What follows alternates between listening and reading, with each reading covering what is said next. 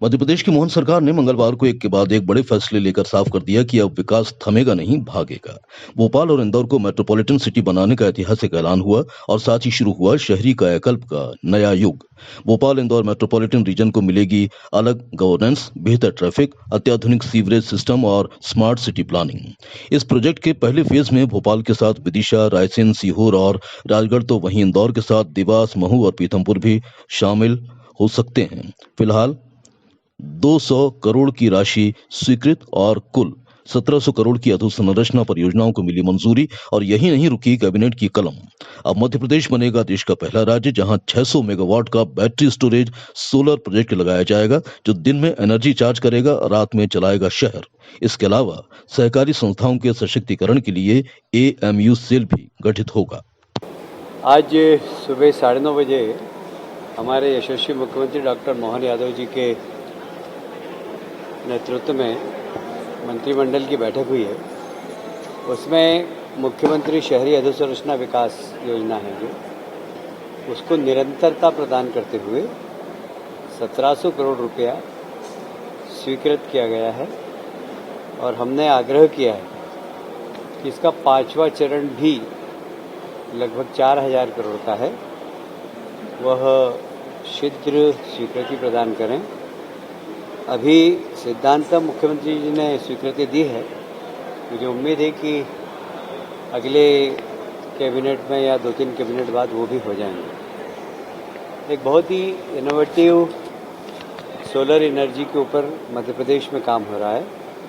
साधारणतया solar energy जब तक सूर्य की रोशनी मिलती है तब तक बिजली मिलती है, पर यह जो मुरैना के अंदर सोलर एनर्जी प्लांट लग रहा है, यह एनर्जी को सेव करने वाली बैटरी भी उसमें रहेगी।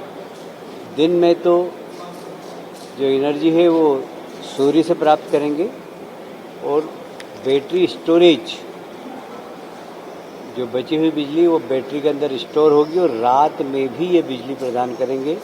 ये मध्य प्रदेश का पहला है और जहाँ तक मेरी जानकारी है कि देश का भी शायद ये पहला प्रोजेक्ट होगा जहाँ कोई सोलर प्रोजेक्ट 24 घंटे बिजली उपलब्ध कराए। ये लगभग 600 मेगावाट का है और इसमें लगभग 3000 करोड़ का इन्वेस्टमेंट है।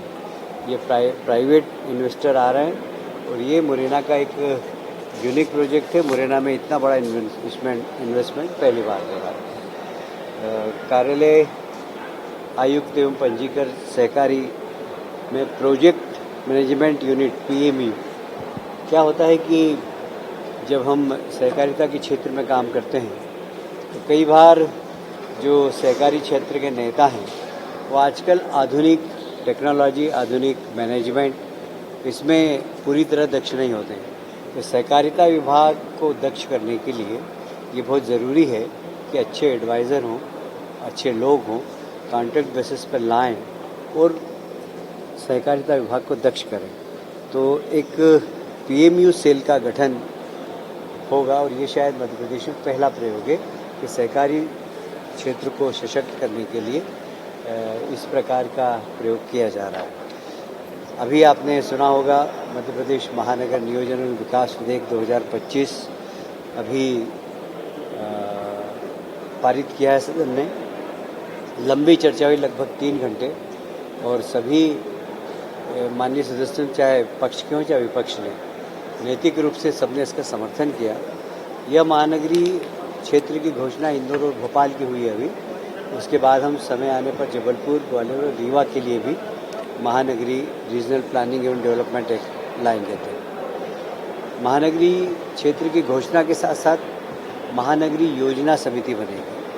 हमने जब इस एक्ट को बनाया तो हमने देश के अंदर जिन राज्यों में एक्ट काम कर रहा है उस सब राज्यों का एक्ट का अध्ययन किया और हमने देखा है कि बहुत ज़्यादा इफेक्टिव नहीं है बाकी क्षेत्र में मेट्रोपॉलिटन प्लानिंग डेवलपमेंट, क्योंकि वहाँ साधारणतः अध्यक्षता वहाँ के मिनिस्टर करते हैं, लोकल लीडर्स करते हैं। इस बार जो हमारी महानगरीय योजना समिति बनेगी तो उसकी अध्यक्षता माननीय मुख्यमंत्री जी करेंगे। उपाध्यक्ष के रूप में नगरीय नियोजन मंत्री की तरफ से मैं रहूँगा और ग्रामीण क्षेत्र के लिए प्रहलाद पटेल जी रहेंगे और राजस्व के मंत्री श्री करण सिंह जी उसके उपाध्यक्ष रहेंगे। बाकी सभी जनप्रतिनिधि, चाहे महापौर हो, चाहे सांसद हो, चाहे विधायक महोदय हैं, उसके सबके सदस्य रहेंगे। और एक ये सबसे बड़ी कमेटी बनेगी जो कि योजना समिति में अपने सुझाव देगी। उसके बाद एक दूसरी यूनिट बनेगी जिसको हम कहेंगे महानगरीय क्षेत्र विकास प्राधिकरण। इसकी भी अध्यक्ष मुख्यमंत्री जी रहेंगे, उपाध्यक्ष वही तीनों रहेंगे, पर इसमें संख्या थोड़ी सी कम की है। इसमें कुछ सिलेक्टेड विधायक जो अर्बन क्षेत्र के आते हैं उनको ही लेने का प्रावधान किया गया है। फिर एक महानगरीय विकास एवं निवेश योजना क्रियान्वयन समिति बनेगी।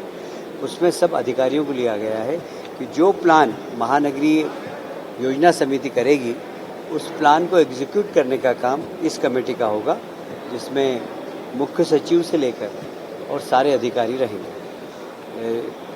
यूनिफाइड मेट्रोपॉलिटन ट्रांसपोर्ट अथॉरिटी ये भी इसमें बनेगी पूरे मेट्रोपॉलिटन एरिया के लिए, जिसमें बस का संचालन कहाँ हो, मेट्रो का संचालन कहाँ हो, मोनोरेल का संचालन कहाँ हो और बाकी भी व्हीकल्स की आवश्यकता हो तो कहाँ कहाँ इसकी पूरी प्लानिंग बनेगी। इसकी अथॉरिटी भी एक अलग से बनेगी।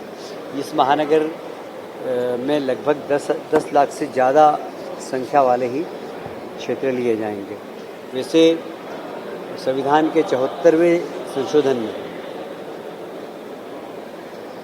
मेट्रोपॉलिटन रीजन प्लानिंग एवं डेवलपमेंट एक्ट का मार्गदर्शन दिया गया है और उसमें हर राज्य को इस प्रकार का एक मेट्रोपॉलिटन डेवलपमेंट प्लान बनाना चाहिए, क्योंकि हमारे देश के प्रधानमंत्री जी ने ये कहा है कि जब स्वतंत्रता के 100 वर्ष हो तो भारत बहुत ताकतवर हो। और जब हम सांख्यिकी देखते हैं तो 2047 तक 100 वर्षों में हमारा अर्बनाइजेशन का क्षेत्र 50% हो जाएगा, मतलब 50% शहरी जनता हो जाएगी। उसकी प्लानिंग हम 25 साल पहले से करेंगे तो आने वाले समय में जो मेट्रो शहरों में जो तकलीफ है, जैसे कलकत्ता में न ट्रैफिक ठीक है, ना वहाँ पर ड्रेनेज सिस्टम ठीक है, वहाँ सड़क पे ड्रेनेज का पानी बहता है, ऐसे ही जितने भी महानगर हैं, चाहे मुंबई हो चाहे अन्य महानगर हो, अगर पहले से प्लानिंग नहीं हो तो इस प्रकार की अव्यवस्था होगी। हम भी कल का हमारा मेट्रो शहर कैसा